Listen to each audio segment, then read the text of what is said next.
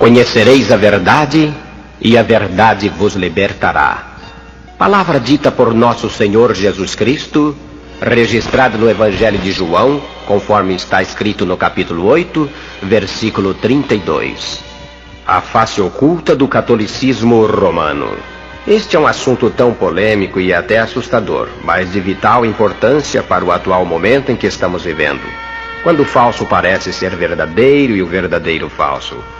Neste momento cruciante em que a hipocrisia predomina, as trevas cobrem o mundo e o inferno parece vestido de santidade e com o nome de religião, arrastando após si milhares de almas sequiosas pela verdade profunda. Morrem avistando as águas cristalinas sem contudo poder tocá-las. Descem as masmorras do inferno na esperança de um lugar intermediário ou de um retorno à vida. Silenciar é consentir. Estamos vivendo a maior confusão da história da humanidade. As pessoas não sabem mais que rumo tomar. Chegou o momento de mostrarmos ao mundo onde está a verdade. Gritar em alto e bom som, que ninguém se engane nesses dias terríveis que estamos vivendo. A face oculta do catolicismo romano. Após a ascensão de Cristo, a Igreja de Nosso Senhor passou por momentos difíceis na face da terra. E é exatamente sobre isso que queremos falar agora. Qual seria a verdadeira Igreja de Cristo? A Bíblia Sagrada registra o seguinte: Jesus dizendo: sobre esta pedra edificarei a minha igreja. Quando ele disse minha igreja, ele não mencionou nenhuma denominação, mas ele disse a minha igreja. E a seguir ele disse: as portas do inferno não prevalecerão contra ela. Você hoje irá descobrir qual é a verdadeira igreja de nosso Senhor Jesus Cristo. Portanto, a face oculta do catolicismo romano. No ano 306 da era cristã, Constantino chega ao poder em Roma e recebe o título de imperador romano. Ao subir ao trono imperial, Constantino colocou fim às perseguições que o povo cristão vinha sofrendo com os outros imperadores que o antecederam, trazendo assim paz e segurança ao cristianismo no seu império. Com esse gesto, Constantino se transformou rapidamente em uma pessoa amada e respeitada pelos cristãos, não faltando entre eles os que se empenhavam em provar que Constantino era verdadeiramente o eleito de Deus e que a sua obra era a consumação da história da Igreja. Para a maior parte da liderança da Igreja daqueles dias, os novos acontecimentos chegavam trazendo consigo grandes oportunidades, mas também muitos perigos. Muitos cristãos olhavam com reserva a lealdade que alguns dedicavam ao imperador Constantino. A maioria dos cristãos insistiam que a sua lealdade final pertencia somente a Deus. Esta foi a atitude dos santos da Igreja como Antonásio, os Carpadócios, Ambrósio, Jerônimo, Agostinho e outros. Com o aumento do relacionamento Igreja-Estado, aconteceram muitas mudanças no seio da Igreja. Antes da conversão de Constantino, os cultos eram de uma simplicidade peculiar.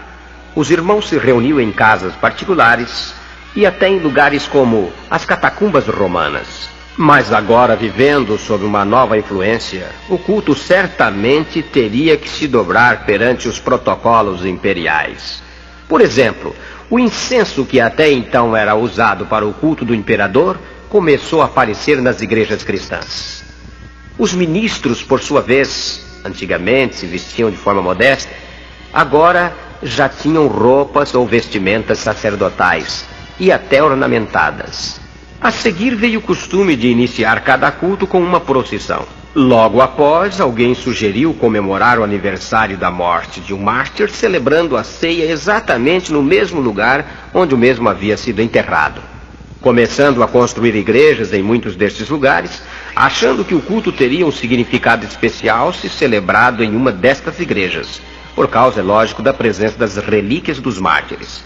Em muitas igrejas começaram a desenterrar os corpos dos mártires para colocar os seus corpos ou parte deles sobre o altar.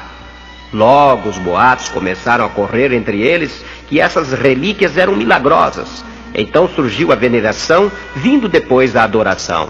E os templos começaram a surgir em todo o Império Romano, pois o próprio Constantino mandou construir em Constantinopla a igreja de Santa Irene, em honra à paz. E a sua mãe Helena também construiu na Terra Santa a igreja da Natividade, exatamente no Monte das Oliveiras. Estas mudanças trouxeram muita tristeza ao povo cristão, porque nem todos receberam da mesma forma tais mudanças. Então os ricos e os poderosos dominavam sobre a vida da igreja. O joio cresceu junto com o trigo e ameaçava sufocá-lo. Como ser cristão nestas circunstâncias? Quando a igreja se une abertamente ao mundo carnal, quando o lucro e a ostentação passam a dominar o altar cristão, quando tudo e todos dão a entender que o caminho estreito se transformou em uma longa avenida? Como passar por cima de tantas ofertas e tentações que nos cercam neste mundo com as suas paixões? Fama, glória, dinheiro, honrarias, foi exatamente o que Satanás ofertou. E, infelizmente, alguns irmãos da igreja primitiva que estava em Roma aceitaram. Como vimos, todo este declínio da igreja foi acentuado após a conversão de Constantino, que nunca se submeteu à igreja cristã. Ele contava com o conselho cristão, como o erudito Lactâncio, bispo Ócio de Córdoba, pois sempre reservou os direitos de determinar para si mesmo as suas atitudes religiosas, pois considerava-se bispo dos bispos. Por isso mesmo, depois da sua conversão, participou de rituais pagãos, os quais eram proibidos aos cristãos comuns. E os bispos, por sua vez, não levantaram a sua voz em protesto como fariam em circunstâncias diferentes. E a partir do ano 310, o catolicismo romano começou a mergulhar em dogmas e costumes que nada têm a ver com a sã doutrina. Foi exatamente no ano 310 que eles inventaram a reza pelos defuntos. No ano 320, o uso de velas. No ano 375, o culto aos santos. No ano 394, a instituição da missa. No ano 431, culto à Virgem Maria. No ano 500, o uso da roupa sacerdotal. No ano 503, doutrina do purgatório. No ano 606, Bonifácio III se declara bispo universal, isto é, papa. No ano 709, a obrigatoriedade de beijar os pés do bispo universal ou papa. No ano 754, doutrina do poder temporal da igreja. No ano 783, adoração das imagens e relíquias. No ano 850, o uso da água benta. No ano 890, culto a São José de Protodúlia. No ano 993, canonização dos santos. No ano 1003, a instituição das festas dos fiéis defuntos. No ano 1074, celibato sacerdotal. No ano 1076, dogma da infalibilidade da igreja. No ano 1090, a invenção do rosário. E no ano 1184, a invenção da Santa Inquisição. No ano 1190, a venda das indulgências. No ano 1200, o pão na comunhão foi substituído pela hóstia. No ano 1215, criou-se a confissão auricular. No ano 1215, dogma da transubstanciação. E no ano 1220, adoração da hóstia. No ano 1229, a proibição da leitura da Bíblia. No ano 1245, o uso das campainhas nas missas. E no ano 1316, a instituição da reza da Ave Maria. E no ano 1415, a eliminação do vinho na comunhão. E exatamente no dia 31/10/1517, nasceu a Reforma através de Martinho Lutero. Não obstante a Reforma estar sendo anunciada a todo momento e pregada por Lutero, todavia a Igreja Católica Apostólica Romana continuou com as suas tradições e dogmas antibíblicos. Foi então que no ano 1546, eles introduziram os livros apócrifos, isto é, os livros não canônicos. Mas o que levou Martinho Lutero a tomar esta decisão em reformar a igreja? Não foi uma vontade própria, nem uma iniciativa sua, mas foi a unção e a inspiração do Espírito Santo. Martinho Lutero não suportou ver tantas almas sendo a cada dia levadas para o abismo e a perdição. Olhando as páginas da Bíblia Sagrada, Martinho não encontrou nenhum versículo sequer que autorize ninguém rezar por alguém que partiu desta para outra vida. A Bíblia diz que nós devemos ir e levar o Evangelho a toda criatura. Quem crer e for batizado será salvo. Estas palavras foram ditas pelo próprio Senhor Jesus Cristo, que diz: ide por todo o mundo e pregai o meu Evangelho a toda criatura. Uso de velas. O próprio Senhor Jesus Cristo foi quem falou: eu sou a luz do mundo e quem me segue não andará em trevas, mas terá a luz da vida. Culto aos santos. A Bíblia diz: ao Senhor teu Deus adorarás e só a Ele servirás. Instituição da missa. Não encontramos a palavra missa em nenhum lugar na Bíblia Sagrada. Culto à Virgem Maria, outra aberração doutrinária da Igreja Católica. A ninguém na terra nós devemos render louvores. A Bíblia Sagrada é muito clara quando diz: ao Senhor teu Deus adorarás. Não devemos servir a homem, a mulher, por mais santo que este venha a ser. O próprio Pedro, quando alguém se ajoelhou diante dele, ele disse: levanta-te porque eu sou homem. E no livro do Apocalipse, João tentou prostrar-se diante do anjo que lhe trazia as boas novas. E o anjo disse: não faças tal, eu sou conservo teu, dos teus irmãos e dos profetas que guardam as palavras da profecia deste livro. Adora a Deus. Portanto, o culto ou adoração a Maria é antibíblico. Ano 503, doutrina do purgatório. Analisando as escrituras sagradas, nós não encontramos um só texto que nos autorize pregar purgatório.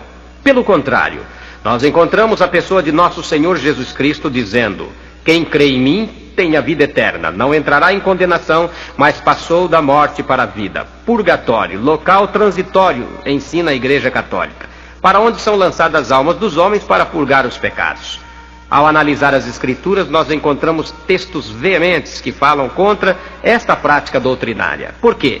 A Bíblia diz: sem derramamento de sangue não há remissão de pecados. João falou a respeito disso quando, referindo-se a Jesus, disse: eis o Cordeiro de Deus que tira o pecado do mundo. O mesmo nós vemos lá no alto da cruz, quando nosso Senhor Jesus Cristo se dirige ao ladrão dizendo: hoje mesmo estarás comigo no paraíso. Se houvesse um purgatório, logicamente que aquele ladrão não poderia estar com Jesus no mesmo dia no paraíso. Teria que passar pelo purgatório, purgar os pecados, para depois então subir ao paraíso. Portanto, não existe base bíblica para purgatório. Ora, amigo, o que teria Jesus vindo fazer? Pagar alguma coisa ou fazer um sacrifício que eu e você poderíamos ter feito? Isto é, entregando as nossas almas às labaredas purgatoriais?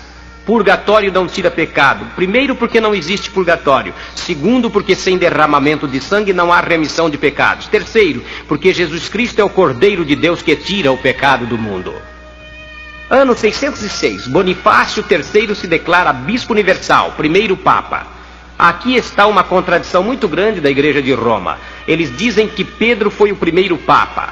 E agora, com a lei do celibato, eles dizem que Pedro ainda continua sendo Papa. Por que lei de celibato? Bem, a lei do celibato proíbe o padre de se casar. Outra contradição bíblica tremenda. A Bíblia é clara quando diz: aquele que deseja o episcopado, excelente obra almeja, mas convém que o bispo seja casado, marido de uma mulher. Papa não pode ser casado. Isto nos prova que Pedro nunca foi Papa, porque Pedro tinha sogra. Tanto é verdade que Jesus um dia visitou a Pedro, e a sogra deste estava enferma com febre. Jesus, tomando-a pela mão, a febre a deixou. Eu nunca vi ninguém ter sogra sem ser casado. Por onde descobrimos que Pedro nunca foi Papa. No ano 783, o dogma da adoração das imagens e relíquias. A Bíblia, no entanto, diz: então falou Deus todas essas palavras, dizendo: eu sou o Senhor teu Deus, que te tirei da terra do Egito, da casa da servidão. Não terás outros deuses diante de mim. Não farás para ti imagem de escultura, nem alguma semelhança do que há em cima nos céus, nem embaixo na terra, e nem nas águas debaixo da terra. Não te encurvarás a elas, nem as servirás, porque eu sou o Senhor teu Deus. Sou Deus zeloso, que visito a maldade dos pais nos filhos, até a terceira e a quarta geração daqueles que me aborrecem. E faço misericórdia aos milhares que me amam e guardam os meus mandamentos. Êxodo capítulo 20, versículo 1 a 6. No ano 1184 da era cristã, foi instituídos os tribunais da Inquisição. Inquisição, na verdade, foi o forno incinerador do catolicismo romano. Contudo, a reforma era inevitável e necessária. A Igreja Romana esmagou todos os movimentos de oposição, e rios de sangue derramaram em holocausto. Houveram assim mesmo alguns concílios, como de Constância e de Basileia, pelos quais inventou-se uma fórmula radical da Igreja, mas sem consegui-la, pois eles queriam absoluta autoridade e supremacia. Porém, esta ideia não sobreviveu por muito tempo, nem na prática, nem na doutrina. Além de tudo isso, o Concílio de Constância cometeu o horrendo crime de condenar à fogueira um homem cheio do Espírito Santo por nome João Hus, da Boêmia. Este homem pregou contra o purgatório romano e trouxe à tona a sujeira da Igreja Católica. Este homem foi para a fogueira por não concordar com o erro, e com ele milhares em todo o mundo enfrentaram os horrores da Inquisição. Mas protestaram, não recuaram, mostrando a verdade para o mundo como fazemos hoje. Precisamos continuar protestando. Afinal de contas, as vítimas no mundo inteiro através da Inquisição até hoje ultrapassaram a casa dos 20 milhões. Há quem diga em 25 milhões de pessoas. Contudo, não queremos afirmar um número, só sabemos que foram milhares e milhares delas. Em 1208, exterminaram cristãos albigenses no sul da França. O padre dominicano e espanhol Tomás de Torquemada foi quem comandou por 8 anos a morte de 10.200 cristãos não católicos. Entre eles incluíam maçons e intelectuais. Além destes, foi também queimado o bispo Roper, que ao ser sacrificado com pouco fogo gritava: "Aumenta o fogo, aumenta a lenha!" Ao seu lado estava o papel do perdão. Bastava tirá-lo, mas não fez. Preferiu morrer contrariando a vontade daquela falsa igreja. Só na Espanha, 31.912 cristãos, além de livres pensadores, foram mortos pelos papas. Ah, mas ainda temos um outro número bem maior. 291.450 foram martirizados. Olha o número ainda maior. E 2 milhões foram banidos. A Espanha, que era uma nação poderosa, tornou-se sem expressão. Entre os anos 1500 a 1558, Carlos V exterminou a mando do Papa em exercício 50.000 cristãos. De 1572 a 1585, o Papa Pio V organizou o extermínio de 100.000 anabatistas. Esse mesmo Papa, com a ajuda dos jesuítas, insuflou as igrejas a exterminarem mais de 70.000 protestantes na noite de 24 de agosto de 1572 na França. Essa façanha foi tão maravilhosa aos seus olhos que mandou cunhar moedas comemorativas ao massacre. Em 1590, o Vaticano incentivou as igrejas a eliminarem 200.000 huguenotes. O monarca alemão Fernando II, no ano 1578, instigado pelos padres jesuítas, começou a guerra de extermínio contra os protestantes. Essa guerra religiosa terminou em guerra política e tirou a vida de 15 milhões de pessoas entre os anos 1618 a 1648. Na Segunda Guerra, entre 1939 a 1945, o Vaticano envolveu-se escandalosamente. A imprensa da época mostrou o clero abençoando as tropas e armamentos italianos que partiam em massa para massacrar os negros da Etiópia. O objetivo da Inquisição era fazer calar os protestantes, conforme revelam os documentos da história. Veremos a seguir o que significou a Inquisição para o Brasil. Com base no levantamento feito pela historiadora doutora Anita Novinsky no dia 20 de maio de 1987, realizado no auditório da USP em São Paulo, por ocasião do primeiro Congresso Internacional sobre Inquisição. A doutora Anita Novinsky interessou-se pela Inquisição e pelos cristãos brasileiros, estimulada por 2 professores da USP, João Cruz Costa e Lorival Gomes Machado, os quais insistiam que, enquanto não se conhecesse a história daqueles cristãos e da Inquisição, ninguém jamais poderia escrever corretamente a história do Brasil, pecando por omissão, engano ou falta de conhecimento. Analisem bem o que aconteceu ontem no Brasil. Foi terrível, como se verifica nos documentos acima mencionados. Brasileiros foram condenados pelo Santo Ofício. Foram presos, suas famílias postas na rua, suas casas trancadas, embarcados para Portugal, para os cárceres da Inquisição, em seguida julgados sem direito à defesa. Outros tantos foram jogados à fogueira. A lista que ainda está sendo levantada pela historiadora é enorme. Cerca de 500 brasileiros, a maioria de crentes, passaram por este calvário. Eis algumas abordagens. A doutora Anita Novinsky, no Congresso, numa matéria editada no caderno 2 do jornal O Estado de São Paulo. Os inquisitores, crentes de que o corpo humano era residência do mal, desenvolveram todo tipo de artifício criativo para chicoteá-lo, despedaçá-lo e esquartejá-lo, para esmagar os dedos dos fiéis e estourar os seus ventres. O suposto Santo Tribunal fez mais de 500 vítimas em apenas 20 anos no Brasil. Há registro de 21 pessoas queimadas na praça pública e meia centena que viveram grande parte da sua vida em calabouços, tendo seus bens confiscados ainda.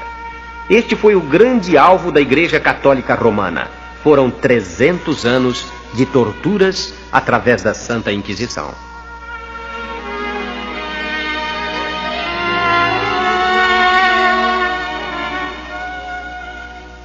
O lavrador carioca Agostinho José de Azevedo, morador em Minas Gerais, perdeu todas as suas propriedades. Foi torturado e enlouqueceu nas masmorras do Santo Ofício. Antônio da Fonseca Rego, de Olinda, Pernambuco, preso em suas terras lavradas na Paraíba, foi outro condenado ao cárcere até o fim da sua vida. Alexandre Soares Pereira, também carioca, senhor de engenho, teve a mesma sorte, enlouquecendo também ao fim do seu martírio. Domingos Rodrigues Andrade, morador do Rio de Janeiro, minerador, perdeu tudo. Sua condenação atinge seus descendentes até a 10ª geração, terminando a sua vida mendigando em Lisboa. Antônio da Silva Pereira, outro carioca, antes mesmo do seu julgamento inquisitorial, já havia ficado aleijado para sempre. Diogo Cardoso Coutinho, médico carioca, ficou aleijado também para sempre. Outro drama inconcebível foi de Diogo Correia do Vale, médico de Ouro Preto, Minas Gerais. Este foi preso e obrigado a delatar seu próprio filho Miguel Correia, de 28 anos. Como hereges, ambos foram torturados até a loucura e queimados vivos na fogueira. Mulheres também tinham a mesma sorte, reservadas a seus patrícios brasileiros. Guiomar Nunes, da Paraíba, proprietária de terras, foi torturada até perder a razão. Em seguida foi queimada viva. Após o julgamento sumaríssimo, sua companheira conterrânea Teresa Paz de Jesus, acusada de judaísmo, também foi supliciada até a loucura e queimada viva.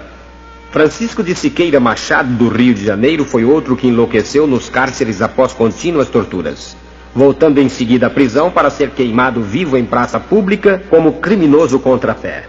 Grande parte dos condenados pelo Santo Ofício eram do Rio de Janeiro. Entre eles, João Soares de Mesquita e João Tomás Brum. Este, com toda a sua família, fora levado ao cárcere e à tortura. José Fonseca Sotomayor, igualmente torturado junto a parentes próximos e obrigado a denunciá-los como hereges. Luiz Mendes de Sá, português que nasceu nas masmorras de Coimbra, veio para o Rio de Janeiro por causa das condições do seu nascimento. Em seguida foi preso e condenado a ser queimado vivo na fogueira. Além deste, também o capitão mor da cidade de Paraty, seu nome era Miguel Teles da Costa, que torturado morreu louco e apedrejado na rua. Há ainda uma enorme lista de nomes de pessoas que foram torturadas e mortas, enfim, pessoas que tiveram a mesma sorte. Nem mesmo a Bíblia, a palavra de Deus, foi poupada. Centenas delas foram queimadas em praça pública. Confisco de bens, alvo principal da Inquisição. O confisco de bens dos brasileiros referente à primeira metade do século XVIII, cujos resultados espantam e configuram de modo eloquente, segundo a história. O principal objetivo da Inquisição era acabar com os crentes e tomar-lhes os bens como terras, casas, lavouras, criações, etc. O Santo Ofício, após efetuar a prisão, fazia classificação dos prisioneiros segundo os bens que possuíam. Para o Santo Ofício eram considerados multimilionários os cristãos no Brasil que possuíam herdades acima de 200 quilos de ouro. Milionários eram os que chegavam a 100 quilos de ouro, e de classe média aqueles que chegavam a 50 quilos. Segundo o levantamento feito pela doutora Anita, só de confisco de bens de 133 brasileiros a Inquisição arrecadou 5 toneladas de ouro.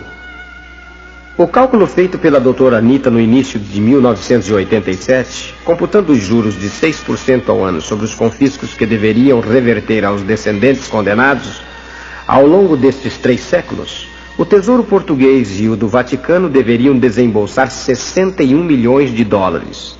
Com juros progressivos de 4 milhões de vezes aquela quantia, seria algumas vezes maior do que a dívida externa brasileira.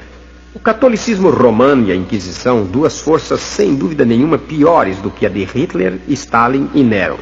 Bestas humanas que mancharam a terra com sangue de inocentes, como do pastor Jean-Jacques Le Vauleur, também conhecido como João Bolés, que foi preso no ano de 1959 por ser denunciado como herege pelo padre Luiz Dagran ao governador-geral.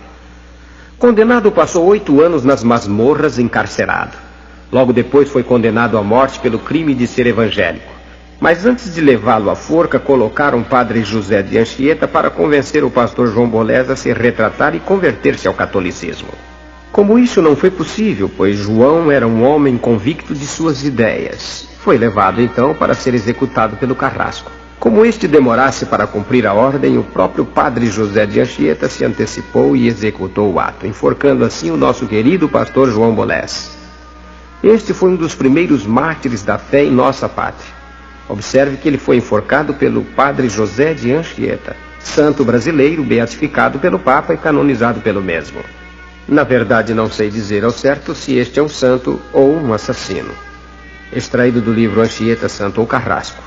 Vale lembrar que João Bolés foi o primeiro pastor a celebrar a Santa Ceia no Brasil. Para encerrar esse capítulo, lembro-me agora de um versículo contido na Bíblia Sagrada, no livro de Apocalipse, capítulo 17. Mais precisamente o versículo 6. E vi que a mulher estava embriagada com o sangue dos santos e das testemunhas de Jesus. Vendo-a eu, maravilhei-me com grande admiração. Este versículo diz respeito à igreja falsa que está em Roma. A Bíblia fala que a mulher estava embriagada com o sangue dos santos e das testemunhas de Jesus. A Bíblia fala também que a besta que a mulher estava sentada tinha 7 cabeças e 10 chifres. 7 cabeças significa os 7 montes onde a mulher se encontra assentada. Seria muita coincidência Roma estar cercada por 7 colinas. Seria muita coincidência Roma ter matado tanto através da Inquisição. Coincidência maior ainda seria Roma estar justamente na cidade que domina sobre os reis da terra, conforme versículo 18 deste mesmo livro e capítulo. A mulher que viste a grande cidade que reina sobre os reis da terra. Quando João teve esta visão foi exatamente no ano 96 depois de Cristo. O mesmo se achava exilado na ilha de Patmos. Nesta época, Roma dominava sobre os reis da terra. E foi justamente nessa cidade que foi instalado e constituído a igreja da qual nós nos referimos. A igreja tipo de mulher. Seria muita coincidência Roma, através da Inquisição a mando da igreja, ter matado tantas pessoas? Mais que Hitler, Stalin, Nero? Não. Sabemos que a palavra de Deus não acontece por obra do acaso. A palavra de Deus é imutável. Estas são as palavras ditas pelos profetas, pelos apóstolos, por anjos e pelo próprio Deus. Bíblia Sagrada, infalível palavra de Deus. E levou-me em espírito a um deserto e vi uma mulher assentada sobre uma besta cor de escarlata. Esta estava cheia de nomes de blasfêmia e tinha 7 cabeças e 10 chifres. E a mulher estava vestida com púrpura e escarlata e adornada com ouro e pedras preciosas e pérolas. E tinha na sua mão um cálice de ouro cheio das abominações da imundícia da sua prostituição. Com este versículo nós queremos falar sobre a origem das rendas do Vaticano. A Igreja Romana usou todos os meios para conseguir dinheiro para gastar nos seus caprichos e deleites, não importando se para isso fosse necessário praticar as piores atrocidades com seus opositores. Agindo deste jeito, conseguiu formar um grande império em todo o mundo. Todo esse dinheiro a preço de sangue de homens, mulheres, crianças, que mesmo perdendo todos os seus bens, também deram as suas vidas em holocaustos. A maioria do povo desconhece essas verdades que durante séculos ficaram ocultas, pois ninguém se arriscava a condenar publicamente esses crimes cometidos contra os direitos humanos. Há bem pouco tempo, a dar o seu apoio no movimento da reforma agrária, eles lançaram um slogan dizendo: terra de Deus, terra de irmãos. Como defensores de terras para o povo, não poderiam nem sequer abrir a boca, porque são eles os maiores latifundiários desta nação e nunca repartiram 1 metro de terra para ninguém. Esta igreja não tem moral para defender os direitos humanos, principalmente no tocante a este particular, pois se assim fora, teria que devolver todos os bens que ela subtraiu para si deste povo tão sofrido, sem direito sequer de se defender. Sem sustento legítimo por estarem desacreditados, os papas e a igreja sancionaram o blefe, canalizando para os seus cofres quantias fabulosas, negociando cargos eclesiásticos, posições que valiam fortunas. Cobravam para canonizar um santo naqueles dias 23 mil ducados. Vendiam relíquias, pedacinhos da cruz de Cristo, negociavam perdão dos pecados mediante indulgências e amedrontavam os fiéis com o fogo purgatorial que eles criaram, prometendo com missas pagas aliviar a situação. Desconhecendo a palavra de Deus, milhões de pessoas acabaram aceitando esses expedientes matreiros do catolicismo romano. O Papa João XXIII, no ano 1410, chegou a cobrar impostos até dos prostíbulos. Estes recursos foram contabilizados no orçamento do Vaticano. Não é um absurdo dos mais imorais? O padre João Teitzel tornou-se famoso vendedor de documentos de indulgência da Igreja. O Papa Leão X, no ano 1518, continuou com o blefe. Necessitando restaurar a Igreja de São Pedro, que estava rachando, usou os cofres com esses dizeres absurdos, tais como: ao som de cada moeda que cai neste cofre, uma alma desprega do purgatório e voa para o paraíso.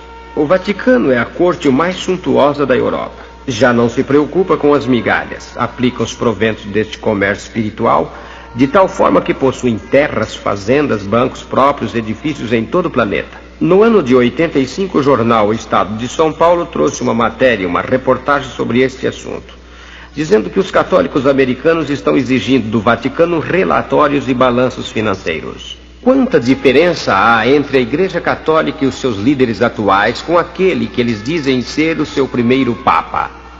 Pedro, na porta do templo chamado Formosa, na hora nona para a oração, o coxo estendeu-lhe a mão e pediu-lhe uma esmola. Ele disse ao coxo: olhe para nós. E ao olhar aquele coxo, ele disse: não tenho ouro e nem prata, mas o que eu tenho, isso eu te dou.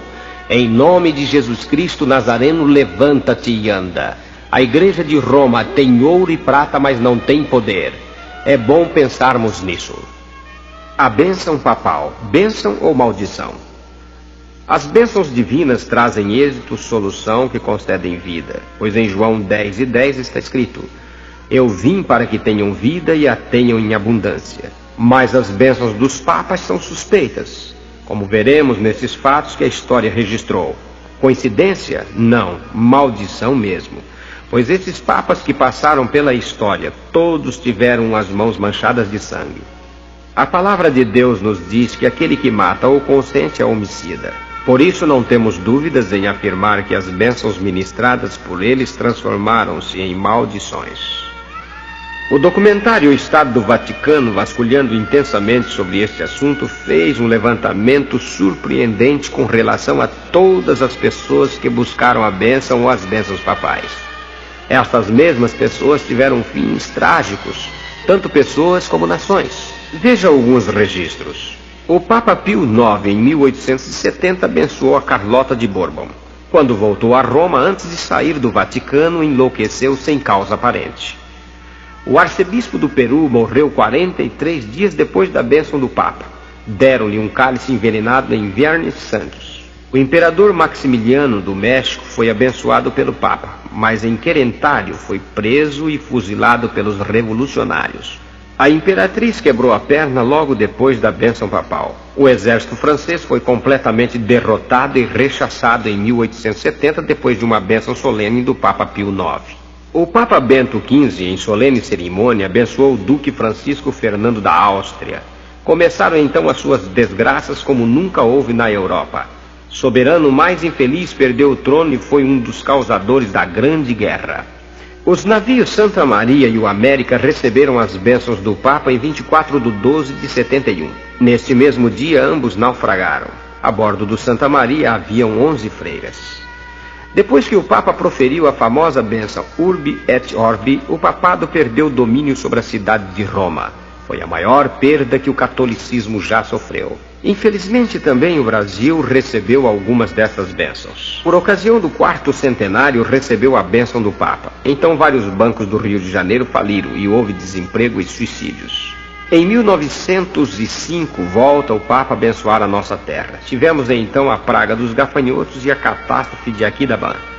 Campos Sales e sua família receberam uma bênção papal especial que valiam por 3 gerações. Em poucos dias, o seu irmão foi assassinado. O saudoso presidente do Brasil, Afonso Pena, também buscou a bênção do Papa, mas logo depois morreu. O Dr. Tancredo Neves, eleito presidente do Brasil, foi a Roma para receber a bênção do Papa João Paulo II. Saindo de um templo católico em Minas Gerais, disse: recebi a bênção de Nossa Senhora e agora posso governar o Brasil. A bênção do Papa não surtiu efeito e a imagem não o ajudou. Tancredo não subiu a rampa do palácio em Brasília. A Bíblia diz: feliz é a nação cujo Deus é o Senhor. Nós vivemos numa nação onde diversos deuses predominam e dominam. É preciso que as nossas autoridades de nosso país dirijam suas preces ao Deus vivo, esquecendo a idolatria do catolicismo, pois as bênçãos dependem do céu e só devem ser ministradas quando há autenticidade espiritual. E isso não se consegue por governar uma grande nação ou por direitos canônicos. O Papa João Paulo II esteve no Brasil e beijou o nosso solo. Conseguiu um feriado para a padroeira e impetrou a sua bênção para o Brasil. E a bênção de nada valeu. A imagem da padroeira é cega, surda e muda e não o ajudou. E o Brasil caiu nas garras do FMI. A inflação galopou e a política entrou em colapso. E nos maiores escalões do governo a enfermidade bateu de vez, atingindo vários ministros, incluindo o próprio presidente. No Nordeste brasileiro a terra tremeu mais de 1000 vezes. No Amazonas houve um naufrágio com mais de 1000 mortos. Secas nunca vistas em todo o Nordeste, enquanto que no Sul bairros e cidades foram inundados. Desde 1980, quando o Papa João Paulo II abençoou o Brasil, esta terra tem vivido as piores catástrofes já registradas. Nosso povo só conhecia terremotos de ouvir falar e catástrofes só em outros países. Estamos convivendo com a fome em vários lugares. A peste matando o povo, a criminalidade aumentando assustadoramente. Famílias sem teto para viver, desemprego em massa, hospitais falindo sem condições de atender a população. O Rio com seu Cristo Redentor, símbolo do Estado do país em todo o mundo, com seus braços estendidos, mas sem nada poder fazer, porque é um ídolo morto, inútil, construído pelo homem. Enquanto isso, na Baixada Fluminense, moradores comerciantes atendem seus clientes atrás de grades. Até parece que não há solução. Contudo, sabemos que a solução existe. A solução está em Deus. Rui Barbosa, o grande tribuno brasileiro, prefaciando o seu livro O Papa e o Concílio, escreveu: o romanismo não é uma religião, e sim uma política, a mais viciosa, a mais sem escrúpulo e a mais funesta de todas as políticas. O romanismo tornou-se um elemento deletério, cuja formação decompõe a sociedade. Olhai para a América Latina, estudai o Brasil. Por toda a parte só há fanatismo, beataria e farisaísmo religioso. Uma religião de fábulas senis. Getúlio Vargas, ex-presidente do Brasil, também enxergava isso. Jornal do País, Rio, 29/8/25. A alta sociedade adora um catolicismo elegante e cético, enquanto a grande massa vive na fase fetichista, adorando santos de barro com várias especialidades milagreiras. Há um versículo na Bíblia Sagrada, mais especificamente no livro de Tiago, no capítulo 1, versículo 21, a parte B do versículo, diz-nos o seguinte: recebei com mansidão a palavra em vós enxertada, porque ela pode salvar as vossas almas. Com esta palavra, prezado amigo, eu quero dizer a você que ouviu com atenção todos esses relatos desta história. Você deve receber com mansidão esta palavra que foi enxertada no teu coração, porque ela tem poder para salvar a tua alma. Sabemos de antemão que a Bíblia Sagrada é um livro inspirado, livro de Deus. Ninguém jamais conseguiu esconder os seus escritos, as suas verdades incontestáveis. Hoje você tomou conhecimento de fatos que jamais imaginou que existisse. A Bíblia Sagrada é e será para sempre a infalível palavra de Deus. E para você eu te digo hoje: abandone os ídolos, abrace a fé, aceite Cristo Jesus e seja salvo você e a tua casa. Pois a Bíblia diz: feliz é a nação cujo Deus é o Senhor. Deixe Deus também ser o Senhor da tua vida.